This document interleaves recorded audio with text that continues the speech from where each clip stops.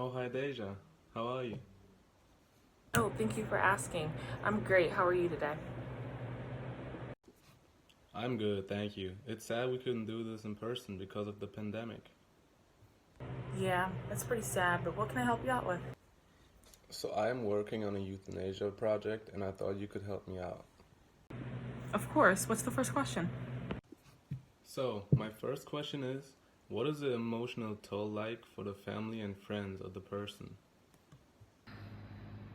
Good question. An article written by Nikki Swart and fellow research back in 2003 found that friends and families who lost someone terminally ill while euthanasia was reported to have less grief symptoms. However, 7 years later, another research was done, and Anna Sayburn wrote an article herself explaining those findings. It was found that 11 in 100 people had depression when 2 in 100 had symptoms of grief. Deeper into the research, it was found that the families that had lost loved ones due to a terminal illness had similar results as those who lost someone by pass. The only real difference they found was the family who went through euthanasia had felt more at peace with the death and more prepared, rather than regret and concern.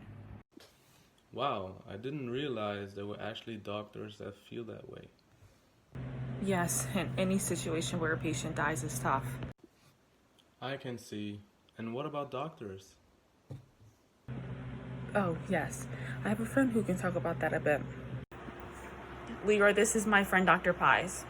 Hello. A few years ago, I had to witness my mother dying while in hospice. I was skeptical on whether or not to give her a lethal drug for her to depart from this world or let her live out her days. But I made the executive decision to not do so and let her last few weeks of her life be surrounded by loved ones. As I understand why PAS is becoming more popular and a part of healthcare, it goes against the Hippocratic ethic code and oath that all healthcare workers take, which is do no harm to the patient. But to answer your question, the effects it has on doctors in the United States, 16% of doctors who have participated in physician-assisted suicide have reported to regret their decision because they felt like a burden. Wow, making decisions like that is a really tough call. Indeed, you must have a very strong stomach and mindset whatsoever. But do you have any more questions? Yes. My last question is euthanasia morally valid? Another good question. There are people in this world who think that euthanasia is sinful because of their beliefs and religion on suicide. And knowing that doctors took an oath to do no harm to their patient challenges the medical ethnic code, which people think all medical workers should stick to. But to put it in simpler terms, that really depends on who you are as a person and what you believe in. Therefore, there is no valid answer. That is understandable, and I respect every person's religion or general beliefs.